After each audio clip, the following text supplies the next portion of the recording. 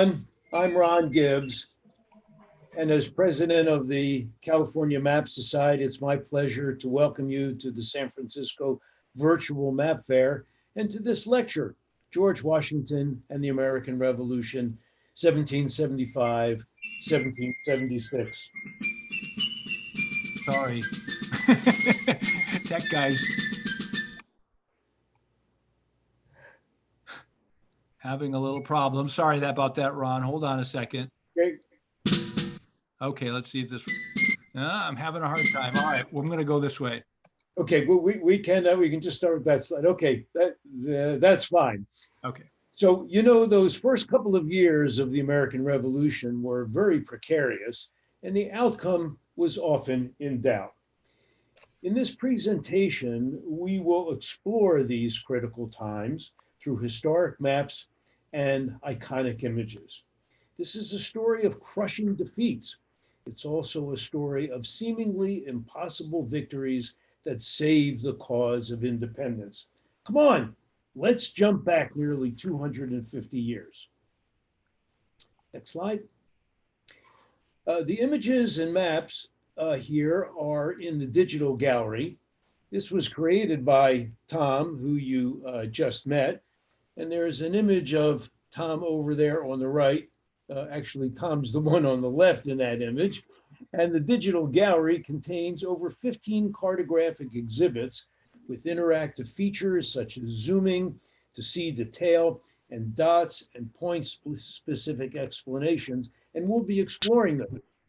The George Washington exhibit was co-authored by Tom Paper, by Courtney Spikes, shown in the lower photograph. She's the vice president of the California Map Society for Southern California, and by me. Next slide, please. So as Peter mentioned, this lecture will also provide the historic backdrop for my new alternative history novel called The Long Shot, The Secret History of 1776. This asks, what if General George Washington had actually been shot in 1776? What would have happened to him, and what would have happened to the entire revolution?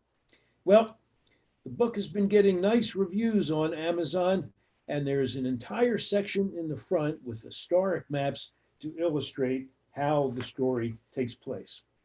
Next slide, please, Tom. Well, using this link, we will explore both the history and the cartography and give a tour of the digital gallery. We'll have a PDF of this on the digital gallery, so you can come back and explore the maps at your own leisure and at your own time whenever you want. So let's go to the digital gallery now.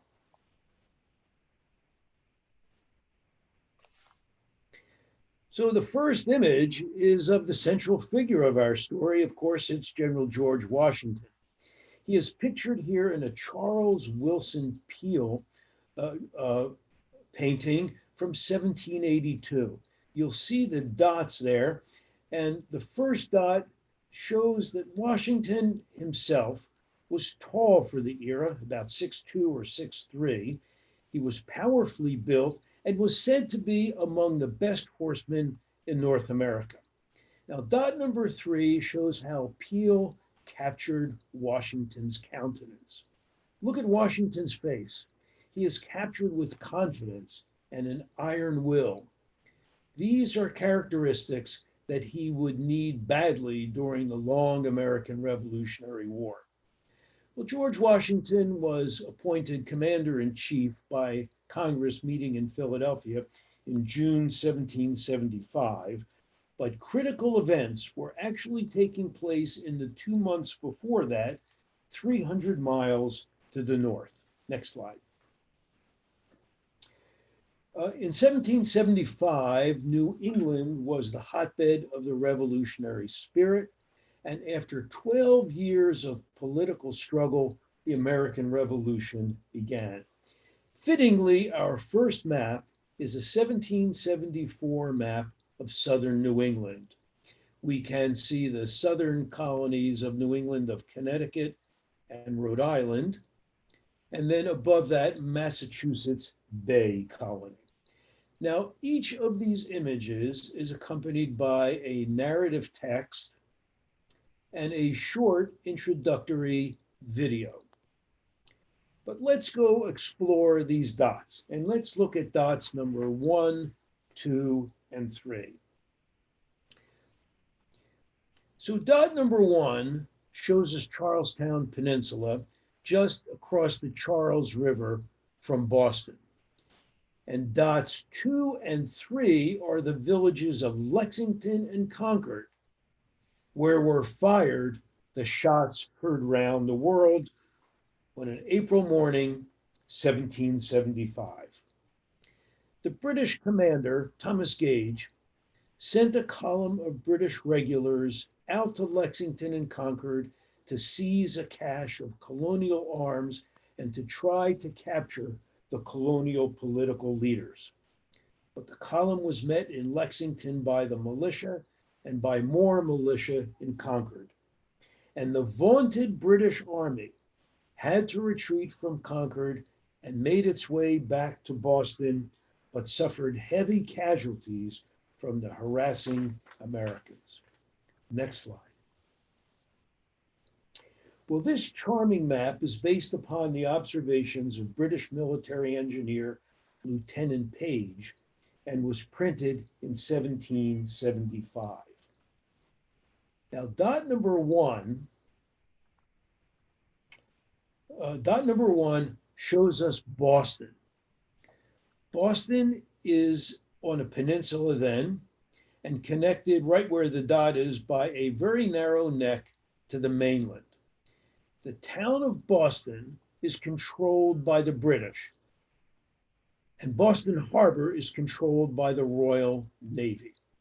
Boston is a town of about 10,000 then, but still the third largest city in British North America.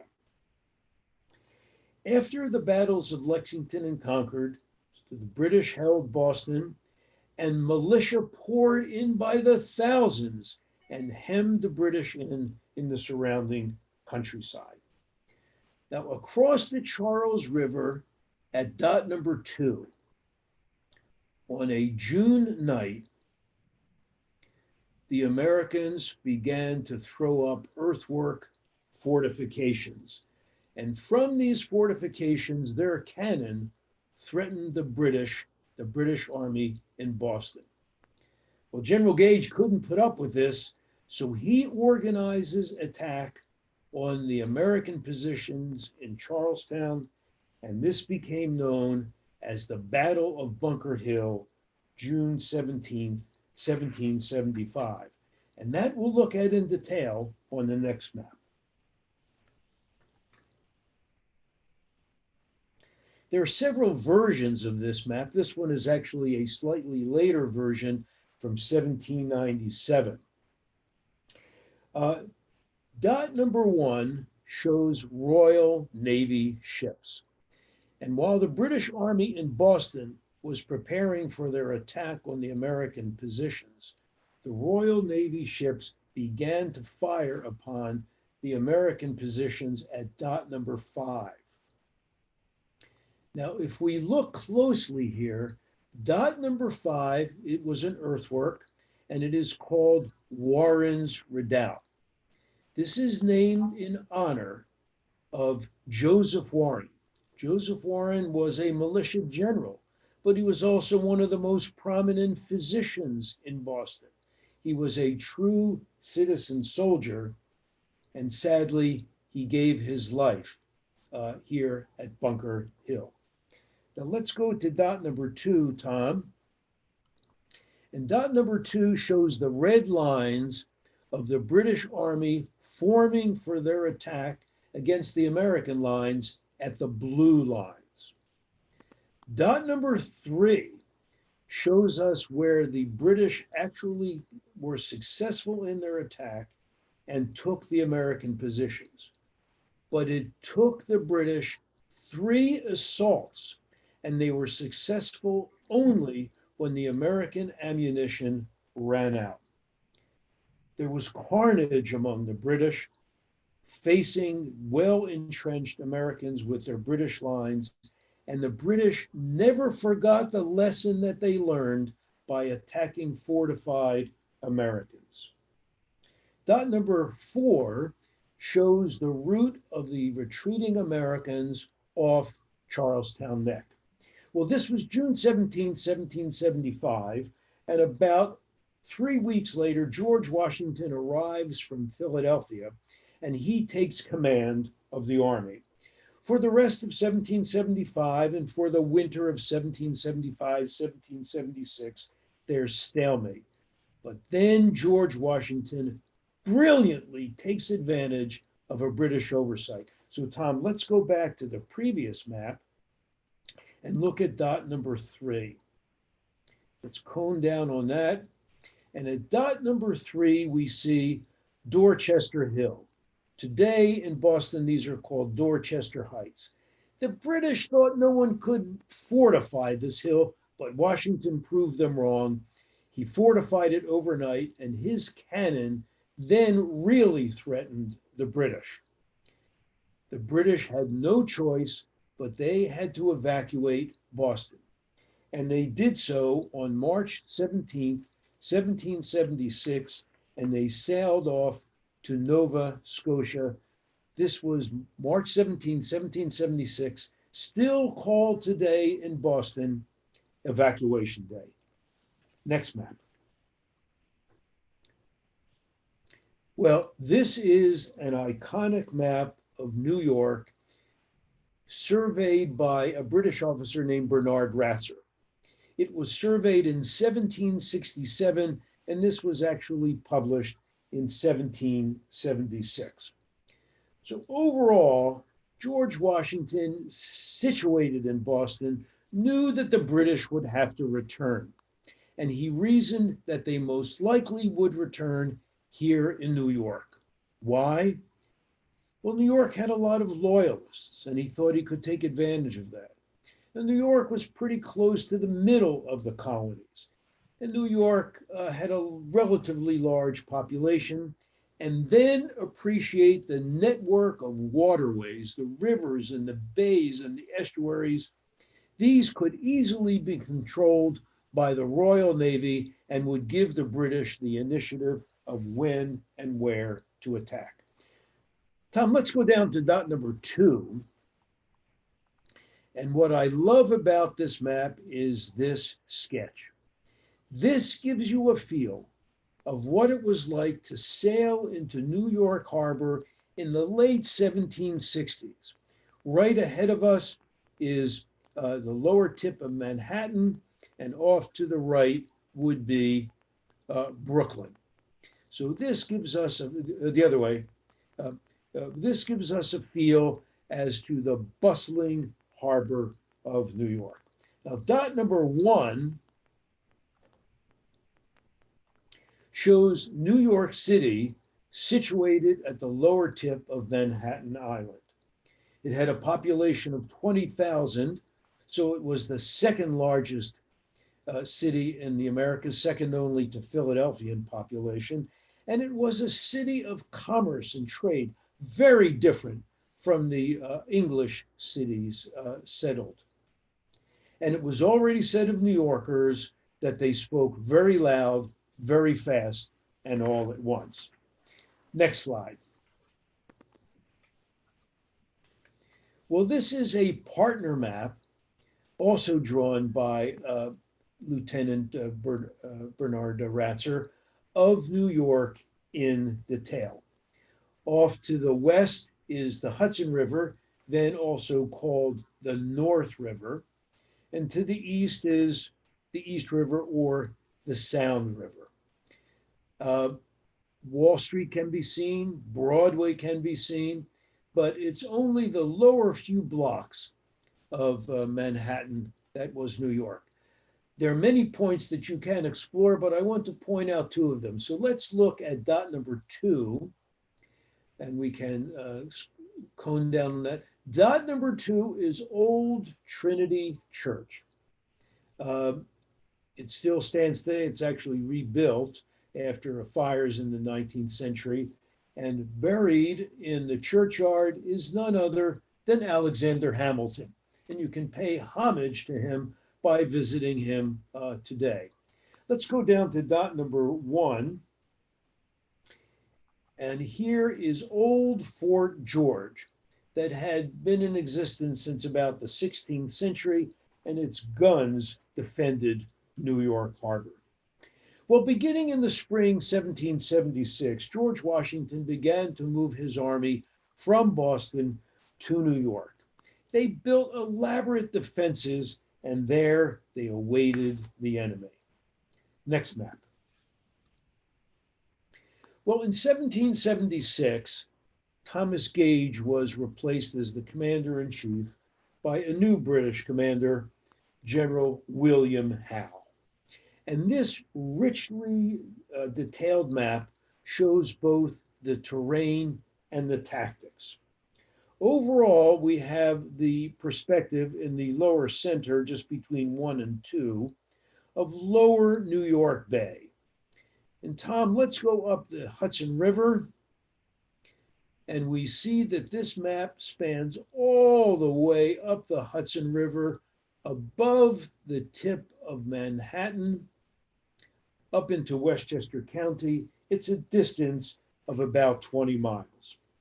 Now, most of the maps, in fact, all of the maps that we're going to show you are 18th century British maps. American map makers were not yet in business. But there was great thirst in England for what was going on in the American War, and these maps were printed as a commercial interest. Let's now go back down south to dot number 1. So dot number 1 shows us Staten Island. And this is where the British forces landed after coming back from Nova Scotia and from Ireland and from England. This was the largest landing force ever sent to the Americas. General Howe had under his command 30,000 soldiers and 10,000 seamen. George Washington had an army of only 20,000, and many of these were raw, unbattle-tested militia. Dot number 2 shows us where the British began their attack. On the morning of August 22nd, they crossed lower New York Bay in an amphibious landing and landed at points A and B in Gravesend Bay. It's a wide beach, perfect for a landing, and this area today is still called Gravesend Bay. Let's back out a little bit, Tom. So the Americans did not contest the British landing because they felt secure in their positions. And dot number 5 shows the forward American positions on hills that existed then, called the Heights of Guana or the Heights of Guion. And closer to the East River at dot number 6 are the rearward American positions on the river. And the details of the Battle of Brooklyn we'll look at in the next map. Well, I dare say that most people walking the streets of Brooklyn today have no idea that one of the biggest battles of the American Revolution took place right there. So 5 days after the British landed at Gravesend, here was the situation in Brooklyn. Dot number 6 shows again the American forward position on the heights. And dot number 2 shows the rear American position. We can cone down on that and you can actually see some of the fortifications sketched in the map. So now let's come back out again, Tom. And dot number 1 shows an attack by Hessian General de Heister against the American center. The Hessians were German mercenaries hired by the British Crown to fight the war in America. And dot number 5 shows an attack by British General Grant against the American right wing on the morning of August 27th. But let's now go over to dot number 4, because these two attacks at points 1 and 5 were mere feints. And the main British column was executing a perfectly concealed flanking maneuver around the American left. The battle was a complete victory for the British, and was a rout. And over 1,000 Americans were captured, wounded, or killed. Now let's go to dot number 3. So the Americans were hemmed in between point number 2 and point number 3. And British General Howe was brilliant tactically, but he had one major fault. He was slow to follow up. And characteristically, he did not press his advantage after his victory on the 27th. And this allowed Washington's forces, trapped against the East River in Brooklyn, to escape across the river and over to Manhattan. They were able to do this because there was a pea soup thick fog covering the East River, immobilizing the Royal Navy and allowing Washington's army on Brooklyn to securely make it over to Manhattan. The American troops talked of the fog as an act of providence. Next slide. Well, if you wonder what it was like to have actually been there, enjoy this action-packed painting by Alonzo Chappell from 1858. And it is vividly depicting the action on the American right wing. So dot number 2 shows the old stone house, which was the center of the American line. That old stone house still stands today in Brooklyn. We were there not too long ago, and it's right next to a playground. Dot number 3 shows the American line, sort of a tattered force. And there is a figure on horseback. This is probably General William Alexander, also known as General Sterling, trying to rally his troops. And dot number 4, coming through the gunsmoke-filled air are the British. It was a good stand by the Americans, and that allowed them to retreat before the British came on. Let's look at the lower right at dot number 1. And dot number 1 shows the American troops making their way across Gowanus Creek, or Gowanus Swamp, still a creek today in Brooklyn. And the troops that were fortunate enough to escape made their way to the American fortified positions near the East River. Next map. Well, compiled and drawn by Henry P. Johnston in the late 19th century, this map wonderfully shows the wilds of Manhattan in late 1776. It is richly topographical, and it shows us lower Manhattan at dot number 3. We can just take a scan of this, where New York City is, and then go all the way up the island to around dot number 6 up in Harlem Heights. So Manhattan was about 14.5 miles long and no more than about 2 or 3 miles wide at any one point. Tom, let's just take a real bird's eye view of this now. So on Sunday morning, September the 15th, 1776, here was the situation 2.5 weeks after Washington escapes from Brooklyn. He still didn't know where General Howe was going to attack, and he faithfully spread out his army. He had about a quarter of his men, about 5,000, down in New York City under General Putnam, and about half of his men were up in Harlem Heights between positions 6 and 8. The remainder of his army, pretty much raw militia, were thinly spread out facing the East River around dot number 2. And on that fateful Sunday morning, September the 15th, this is exactly where the British and Hessians attacked Washington at his weakest point. They come barreling ashore, and the militia that are there panic and start running up to Harlem Heights. Washington is at his headquarters in Harlem Heights. He mounts his war horse and, with a couple of aides, rushes down to dot number 1, which is in a cornfield. And here he tries to rally the panic stricken militia, but he is unsuccessful. He cannot stop them. And according to true history, British Rangers are approaching Washington, and his aides lead him off the field as these Rangers are within 100 or so yards. Well, Washington was never shot during battle, but it is my alternative history that it is right at this point, early in the afternoon of September the 15th, that it was quite plausible that Washington could have been shot. And that's the premise of my book, The Long Shot. So I hope that you will enjoy that. Now let's go to dot number 4.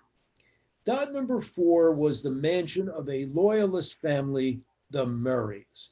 And this area still is called Murray Hill in Manhattan. It's on Park Avenue by about 34th to 38th Street.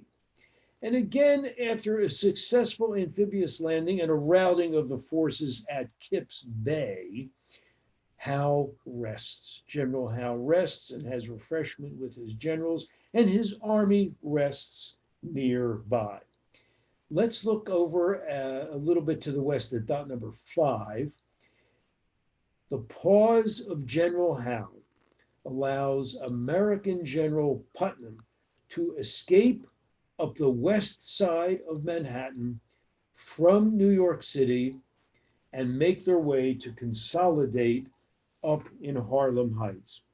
It is an escape that would not have been possible with a more vigorous British general. Now, before we leave this map, let's go up to dot number 8. Dot number 8 shows the location of what was an earthenwork redoubt or fortification called Fort Washington. And of course, this is still an area of Upper Manhattan, pretty fashionable, called Fort Washington. And the next action that we look at will take place in Fort Washington on the next map. In 1777, William Fadden, a London-based cartographer, published this topographical map of the capture of Fort Washington. Dot number 1 shows Fort Washington in detail. George Washington had to actually retreat from Manhattan in mid-October when the British carried out a waterborne flanking maneuver. But Washington and his generals decided to leave Fort Washington manned by 2,500 men and with precious materiel. They thought that the fort would be able to hold out for a matter of weeks, and if pressed, they thought that the men could descend the heights, get over to Jeffrey's Hook just to the west, and then cross the river over to dot number 5, which was the twin American fort at Fort Lee.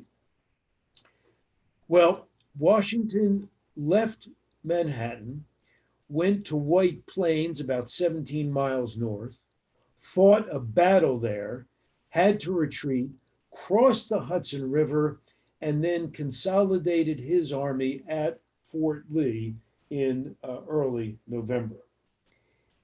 And he looked on in awe at what happened on that morning. General Howe created a masterful 3-pronged attack on Fort Washington. Dot number 2 shows a British column approaching the fort from the south. Dot number 3 shows a Hessian column attacking from the north. And dot number 4 shows a British amphibious landing in Harlem Creek or Harlem River, getting ready to be the third arm of the attack on Fort Washington.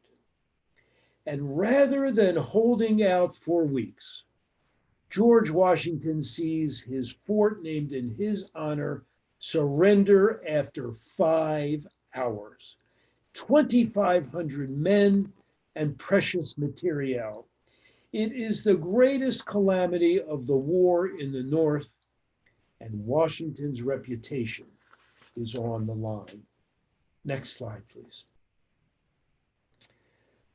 Well, if you really wanted to know what it was like to be in Manhattan in 1776, here is a magnificent watercolor by a British Royal Artillery officer named Thomas Davies.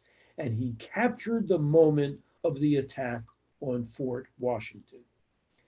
Dot number 1 shows Harlem River, and we're looking south towards point number 2, which was the British amphibious force landing. Tom, let's go over and look at dot number 3. And dot number 3 gives us a peek all the way across Manhattan to the Hudson River at the 200-foot high New Jersey Palisades. And dot number 4 shows us Fort Washington itself. So this is a magnificent perspective of what it would have been like to have walked the hills and valleys of Manhattan nearly 250 years ago. Next map. So this is the Samuel Holland map from 1776 showing New Jersey, Eastern New York, and other parts of surrounding states. So to continue our story, let's look at dot number 1. Dot number 1 on the New Jersey side of the Hudson would be the location of Fort Lee, just across the Hudson from Fort Washington. And Washington had to skedaddle out of Fort Lee when he was pressed in an attack by British General Cornwallis in late November. Dot number 2 shows us the village of Trenton, New Jersey on the Delaware. And Washington's tattered army was chased all the way across New Jersey, a distance of about 70 miles, and pursued by the British. In early December, Washington's army just makes it across the Delaware before the British can nab him. He has his engineers destroy the bridges, and his scouts gather up all manner of watercraft for 30 miles up and down the river from Trenton. And at least temporarily, Washington and his army are safe and secure on the Pennsylvania side of the Delaware. British General Howe thinks that the Americans are beaten, and he goes into winter quarters in early December 1776. His post is back in New York, where he's going to have a good time, he thinks, and there's a string of posts, and at the end of the British Hessian line in Trenton, there's an isolated post of Hessians, 1,400 in number. Now, before we leave this map, let's go to dot number 3. And here is my hometown of Philadelphia. Philadelphia was the largest city in British North America, a population of 30,000. It's the capital of the colonies of the United States. And it is a city of science, it's a city of medicine, and it is a city of culture. Next slide. Well, here is just one of the most famous paintings in American history, Washington crossing the Delaware by Emanuel Leutze, painted about 75 years after the crossing itself. It hangs in the Metropolitan Museum of Art in New York. Uh, so why did George Washington cross the Delaware, and what direction was he going in? Well, with time running out and with his back to the wall, George Washington reasoned that to save the cause, after defeat, and after retreat, he had only one choice. He had to attack. And this is Christmas night, 1776. And here is Washington boldly standing in a rowboat, crossing the ice packed Delaware, crossing from the Pennsylvania side to the New Jersey side on his way to attack the isolated Hessian post in Trenton. There are just a few problems with this painting by Leutze. It's historically pretty erroneous. Now, dot number one shows Washington standing boldly erect in the rowboat. Well, that would have never happened. Washington was too good a boatman, and if he had stood like this in the bobbing currents, he probably would have fallen out and cracked his head on that ice there, and that would have been the end of him. Dot number two shows us the rowboat. Well, these weren't the kinds of boats that were used. The real boats used were Durham boats, used for traffic. They were much larger. And dot number three, well, there are the stars and stripes. That makes sense, doesn't it? Not quite right. Betsy Ross didn't come up with the stars and stripes until months later in 1777. And let's look at dot number four. We've got horses crowded into these rowboats, and behind them there are cannon crosses and crunched into these rowboats. That would have never happened. These boats were way too small. But despite all the historic inaccuracies, this is a beloved painting capturing a moment of American heroism. Next map. Well, we're getting to the end of the story, and this is a detailed battle map published again by William Fadden of London in 1777, and it shows the historic actions of Washington troops between December 25th, 1776, and January 3rd, 1777. So let's go, Tom, to dot number one. So here is the isolated Hessian post, 1,400 men in Trenton. Dot number two shows us the American camp over in Newtown. It's a distance of about, 8 linear miles from Trenton. Dot number three shows us McConkey's Ferry. And Washington marches his army on Christmas night from Newtown to the ferry to begin the crossing. And this is exactly where Leutze's painting would have taken place. Let's look at dots number 4 and 5. Well, after the crossing, Washington divides his army into two arms, and they march through a snowstorm all night long along two roads at dots 4 and 5.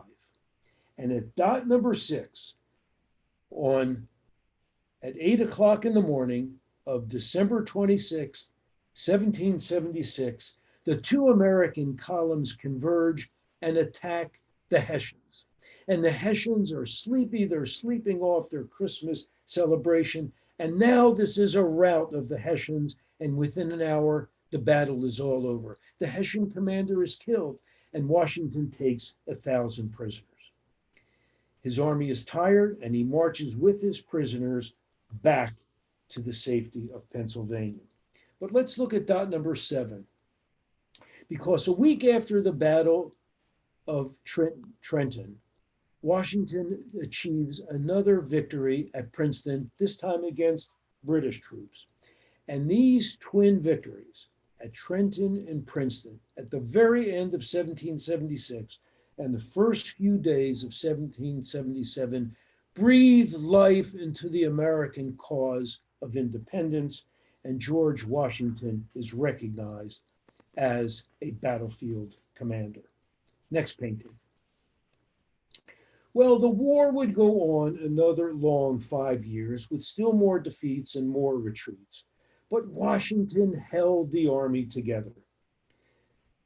he was able to win just enough times to capture the aid of the French and to ultimately achieve victory. Here is the climax of the American Revolution, the surrender of the British at Yorktown in John Trumbull's massive painting. This painting is 12 feet by 18 feet and hangs in the Capitol Rotunda. This is the surrender at Yorktown this month, October 1781. Well, let's look at some of the interesting developments. Dot number one is George Washington, and he's hanging back. Why should he be hanging back? Well, on the morning of the surrender, he gets a message that the British general commanding the forces, General Cornwallis, is ill. And at dot number two, we see that Cornwallis has delegated for the surrender his second in command, General O'Hara. Well, Washington, as the commander in chief, can't accept the surrender from his second in command, from his enemy's second in command. So Washington sends his second in command, General Benjamin Lincoln, at dot number three. Well, there are other luminaries in here, and let's look over at dot number five. Dot number five is French General Rochambeau, and it was the French army that was critical to the success. And then let's look over on the right at dot number four. And here are three American officers. There's General Mad Anthony Wayne, who commanded the light infantry. There's Henry Knox, who commanded the artillery. And we also have depicted here Alexander Hamilton. Well, if we reflect over the course of the last almost 250 years, and we remember how the entire future of our country was hanging by a mere thread in those critical months of 1776, we realize that it could have all turned out very differently if just maybe one or two, three things had gone differently. And we realized during those critical months how, in fact, the future of our country rested heavily on the shoulders of one man, General George Washington. So let's now, Tom, go back to the PowerPoint. And if you're interested in more information, please check out my website. Barnett Schechter has a magnificent book about George Washington and his biography through maps. And then I wrote an article for the International Map Collectors Society Journal in 2016, which also recounts this story. And at this point, on a Friday evening, getting late on the East Coast, we'll take the last slide and say thank you, and we'll open it for any questions and comments. Thanks very much to everyone for tuning in.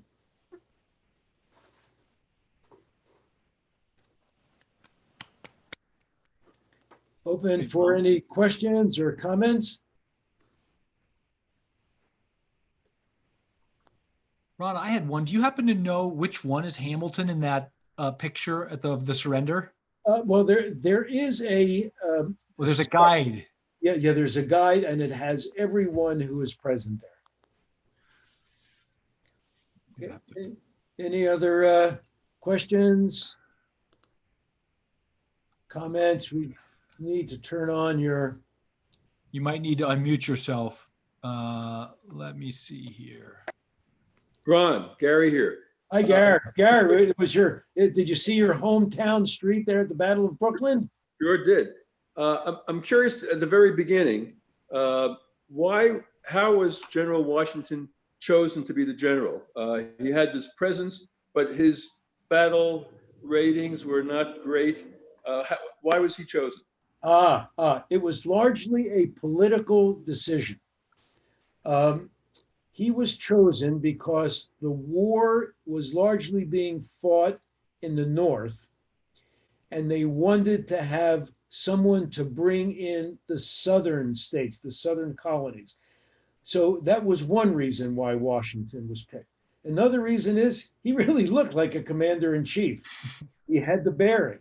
and he liked to be thought of that way. It is said that he was humble, but actually he had a large ambition, and he would wear his uniform to Congress.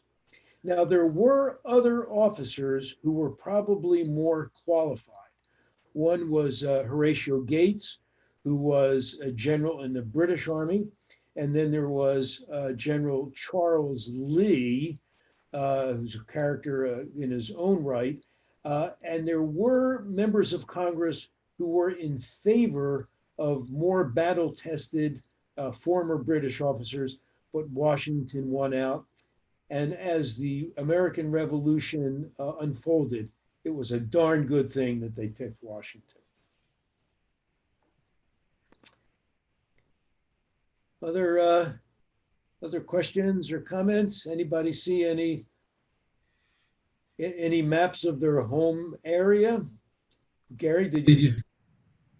Well, one map you showed in New Utrecht, and I went to New Utrecht High School, right exactly at that spot of the. Let's take a look at the Battle of Brooklyn, right there. Yeah, so it's amazing how many of the names are the same. So down, I think number 5 is New Utrecht. Right south is New Utrecht. Gravesend Bay has the same name. Flatbush. Many of the names in Brooklyn today go back to the 18th century. Right. Ron? Yeah, hi Bob. Hi. So where's Albuquerque? Albuquerque was not, Bobby's from Albuquerque, and Right. it was not part of the original colonies, Bob. And Yeah, I'm teasing you. so we'll get to that in another 200 years or so. Ron, why was Gravesend called Gravesend? So this is a, let's take a look at that. I don't know the derivation. I don't know, today it's pronounced Gravesend. And I suppose there must have been some cemetery around there, but it's a good question. I don't know the answer. I'll have to check it out for you. Ron, you said Washington was up in the northern part, and 17 miles away, and he came down. That was taking a long time. Oh, okay. I may have misspoken. Let's go to the map where Manhattan's on its side. Yeah, right there. Oh, yeah. So Washington was at point number 6. He was in his headquarters, and he gallops down to point number 1. So that's not, the whole island of Manhattan is 14 miles. When he retreated, he went from Harlem up to White Plains, which was 17 miles. So this distance is more like about 6 miles, and he would have covered that by galloping in a relatively short time. Any others? And the map looks a lot hillier, more hilly than present Manhattan. Oh, absolutely. So how did that change over the years? So a lot of that's what I love so much about this. Central Park today, you can see the outline of where Central Park would be, but Central Park today gives you a feel as to what all of Manhattan was like. But a lot of the swamps have been filled in, a lot of the creeks have been put underground, and many of the hills have been bulldozed. So Manhattan has really been flattened. But as you see in this topographical map, and in that wonderful watercolor by Thomas Davies, it was really rolling country, hills, valleys, nooks. It was pretty open country. There were reports of deer and even bear in Manhattan, and it was pretty unsettled. That's what it was like in 1776.